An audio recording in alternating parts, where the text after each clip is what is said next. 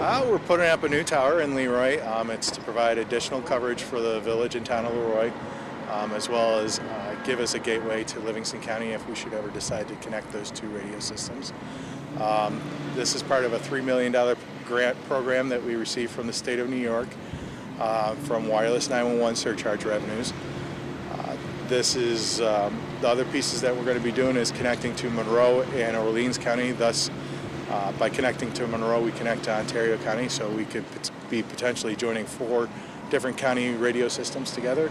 And then we've got some microwave upgrades, as well as we're upgrading our computer-aided dispatch system later this year, as well as we're adding in-building coverage for some select buildings. So that's all part of that $3 million grant. In terms of the current facility that you have, we have a older analog tower behind us.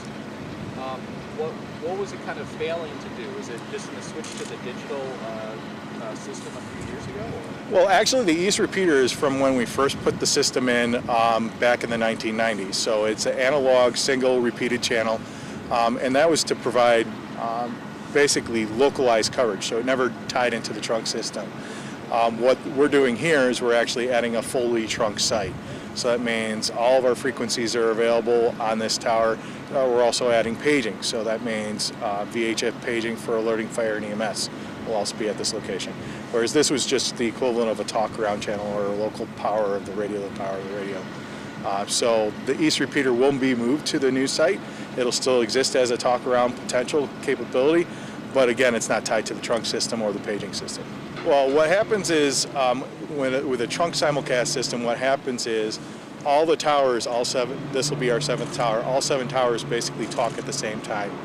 They select frequencies and then they offset their timing so that way it doesn't create basically phase interference. So all those 7 towers talk all at once across the entire county.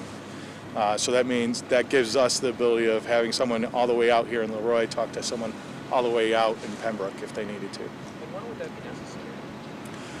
As far as the distance, it's not really that necessary all the time, but when you have mutual aid coming in from multiple counties or multiple jurisdictions, LeRoy may need the City of Batavia ladder or the Town of Batavia ladder. So that's where it comes in useful, because as those guys are leaving their station on the other side of Batavia, they could be coming all the way here to LeRoy. The other thing that comes into play is when you're filling in companies as you go along. Another example is if we have a car chase that starts all the way out in Pembroke.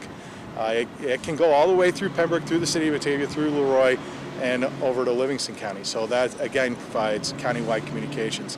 Sheriff's deputies and New York State Police. County Highway is another example. So we use it for all sorts of uses, especially, and again, it all comes down to police, fire, EMS, and public services, which include like local DPWs and highway departments. Yeah, today we're just setting up the tower. It's going to be 165 feet tall, and our highest antenna is going to be about 170 feet.